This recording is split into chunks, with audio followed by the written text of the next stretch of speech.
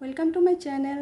High, আপনাদের আমি চেনা বা অচেনা তো মনে হচ্ছে না, কারণ আমি না কোনো ব্লগার, না আমি কোনো কন্টেন্ট ক্রিয়েটার, তাই আপনারা আমাকে চেনেন না। তবুও আমি আমার পরিচয় দিয়ে ভিডিওটা শুরু করব। আমার নাম শম্পা রায়। আমি গভর্নমেন্ট স্কুলে জব করছি।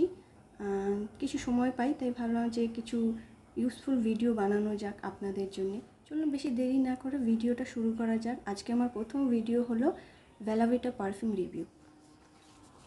আমি 1 মাস আগে বেলা ভিটা সেনোরিটা ওমেন কিনেছি পারফিউমটা। এটা আমি খুলে দেখাচ্ছি আপনাদেরকে।